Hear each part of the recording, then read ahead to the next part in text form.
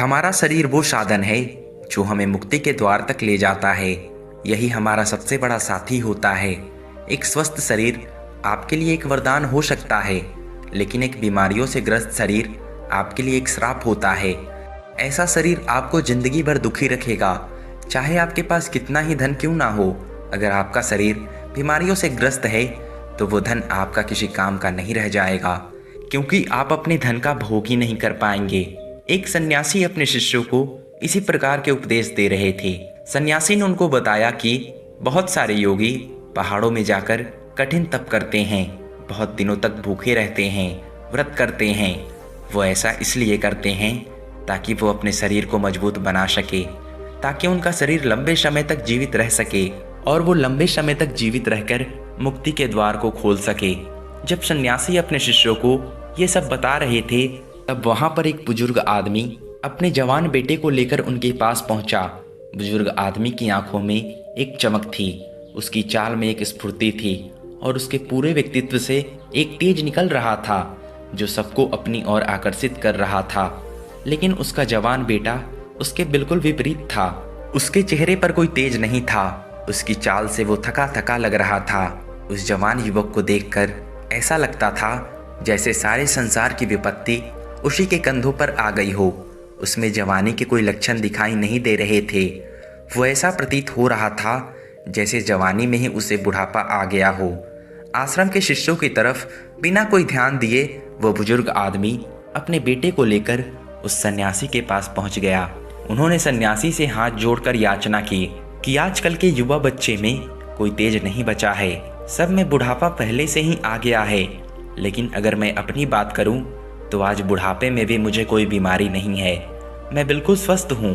लेकिन जब मैं अपने बेटे की तरफ देखता हूं तो मेरा दिल दुखी हो जाता है, क्योंकि ये अपने पिता से पहले ही बूढ़ा होने लगा है और एक पिता के लिए इससे ज़्यादा दुख की बात क्या हो सकती है। उन्होंने सन्यासी से प्रार्थना की कि आप आयुर्वेद के ज्ञाता हैं, आप इतने बड़े सन्यासी हैं, आपके पास तो बहुत सारे तरीके होंगे जिससे मेरे बेटे को बुढ़ापा आने पर भी बीमारी ना पकड़े। अगर आपके पास ऐसी कोई औषधि है तो आप उसे देने की कृपा करें, जिससे मैं चिंता मुक्त होकर अपना जीवन जी सकूं।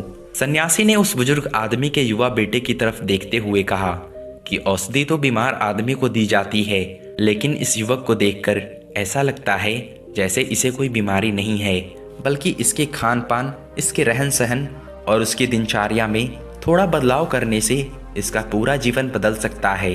असल में इंसान अगर बीमारियां आने से पहले ही सतर्क हो जाए तो उसके पास कोई बीमारी नहीं आएगी। लेकिन हम बाद में सतर्क होते हैं, जब बीमारियां हमारे शरीर में प्रवेश कर चुकी होती है और उसके बाद औषधियों के इलाज के अलावा और कोई तरीका हमारे पास नहीं बचता। लेकिन मैं सबको कहता हूँ कि जो भी इंसान अपना स्वस्थ शरीर चाहता है, अच्छा खुशहाली से भरा जीवन जीना चाहता है, उसे अपनी दिनचर्या में कुछ नियम अपनाने होंगे। उसे कुछ भोजन ऐसे खाने होंगे जो उसके शरीर के लिए लाभकारी हो। और तीसरा, उसे कुछ ऐसे योग सीखने होंगे जिन्हें वो जीवन भर कर सके। अगर वो सिर्फ इन 3 बिंदुओं को विस्तार से समझ लेता है तो उसका शरीर उसके लिए वरदान साबित हो जाएगा।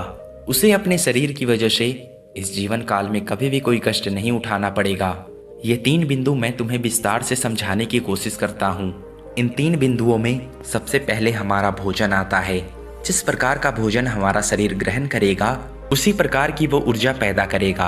अगर हम अपने शरीर में बासी खाना डालेंगे तो वो आलस्य से भरा रहेगा, वो हमें सुस्त रखेगा। लेकिन वहीं पर अगर हम उसमें ताज़ा खाना डालेंगे तो हमारा शरीर सुस्ती से भरा रहेगा, उसमें कोई आलस्य नहीं रहेगा। सन्यासी ने अपने कथन पर और प्रकाश डालते हुए बताया कि किसी भी देश का भोजन वहाँ की ऋतु और वहाँ की जलवायु पर निर्भर करता है।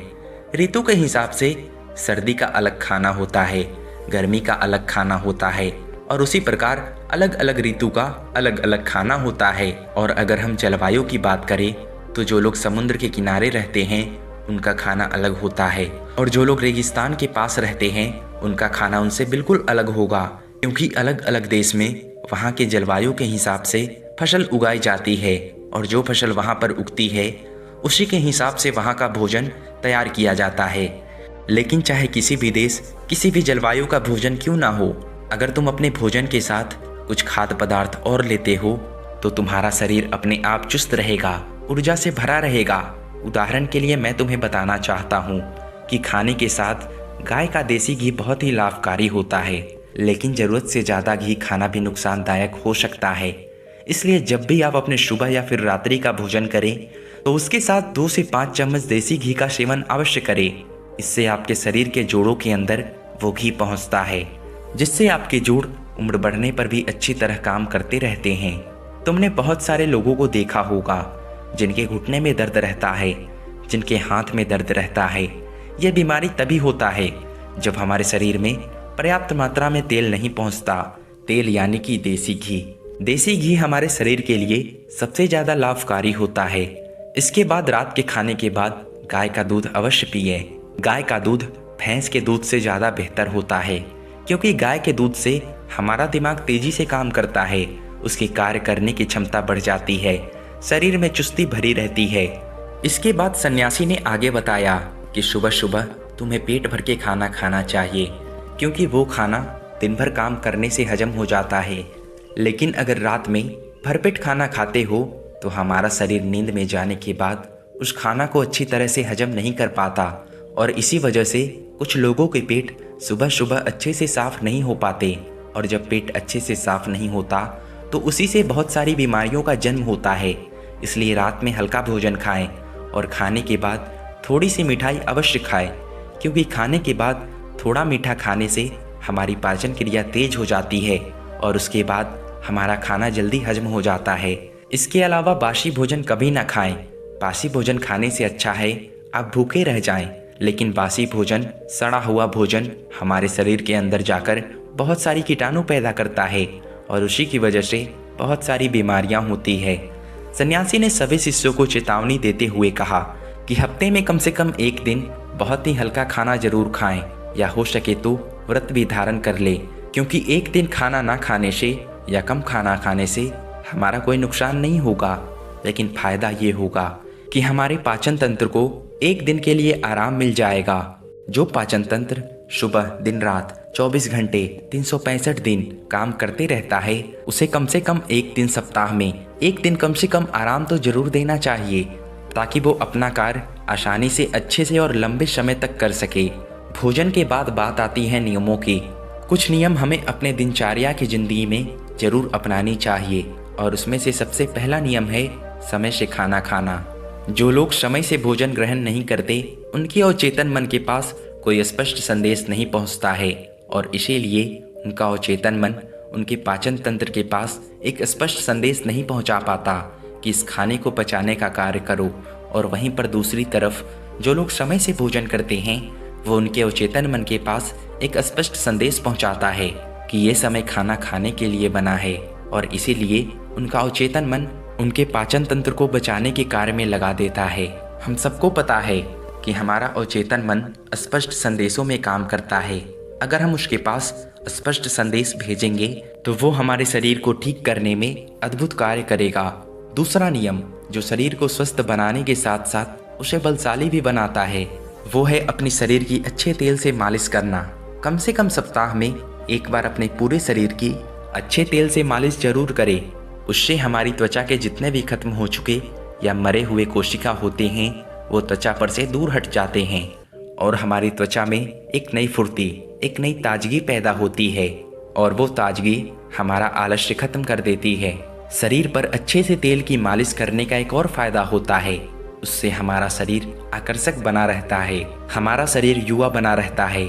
अगला नियम आपके जीवन में तनाव को पूरी तरह से गायब कर सकता है। इस नियम का जो भी पालन करता है उसके पास बीमारी दूर दूर तक नहीं भटकती। वो नियम है समय से सोना और समय से जगना। आपको ये नियम बड़ा ही साधारण सा लगा होगा। आपको ये लग रहा होगा कि इस नियम के बारे में तो हम सब जानते हैं, लेकिन अगर आप समय से सोने और समय से जगने के अद्भुत फायदे अगर जान लेंगे तो विश्वास कीजिए आप अपने ही इस नियम का अनुसरण करने लग जाएंगे। उसके बाद अगला नियम बताते हुए सन्यासी ने बुजुर्ग आदमी को सावधान करते हुए बताया कि अगर कोई आदमी अपने परिवार और अपने बच्चे के साथ समय व्यतीत नहीं करता तो वो तनाव से ग्रस्त हो जाता है। घर में सुख शांति रहती है तो मन खुश रहता है।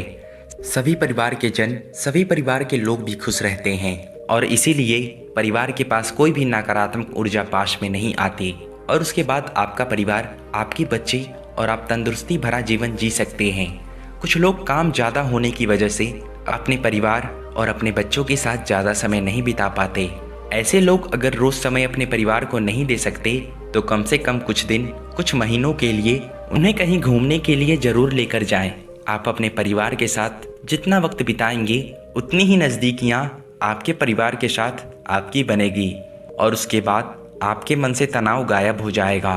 इसके बाद सन्यासी ने बताया कि ये तो तुम सब जानते हो कि व्यायाम करना हमारे शरीर के लिए कितना लाभकारी होता है। हर एक इंसान को व्यायाम करना चाहिए और समय से व्यायाम करना चाहिए। व्यायाम उतना ही करो जिससे तुम्हारे शरीर को पीड़ा ना पहुँचे। कुछ लोग व्यायाम ज़्यादा करने के लिए अपने शरीर को पीड़ा पहुँचाते रहते हैं, लेकिन व्यायाम सिर्फ उतना ही होना चाहिए जितना आप सहन कर सकते हैं। अपनी सीमाओं के परे जाना, अपने शरीर को पीड़ा पहुँचाना आपको थका देगा और थकने के बाद आपके अंदर आलस्य भर जाएगा और उसके बाद आपका कोई काम करने का मन नहीं करेगा। इसलिए अपने आप को इतना मत थकाओ कि आप अपना काम भी ना कर पाओ। और व्यायाम करने के साथ साथ एक नियम और अपनाना चाहिए और वो नियम है ध्यान का नियम। ध्यान करने से हमारा दिमाग और हमारा मन एकाग्र होना सीखता है, वो विचारों से मुक्त हो जाता है और जब दिमाग और हमारा मन विचारों से मुक्त हो जाता है तो शरीर से तनाव चला जाता है, क्योंकि विचार ही तनाव का असली कारण होते हैं। जो लोग समझदार हैं वो जानते हैं कि विचार ही हमें दुख पहुंचाते हैं और विचार ही हमारे तनाव का असली कारण होते हैं। इसलिए लोग शून्यता में जाने के लिए ध्यान करते हैं। लेकिन अगर आप भी रोज़ ध्यान करते हैं तो इससे आप विचार रहित तो होंगे ही साथ आपके चेहरे का तेज बढ़ेगा और आपकी इंद्रियां यानी कि आँख, नाक, कान, त्वचा और मस्तिष्क अच्छी तरह से कार्य कर पाएंगे।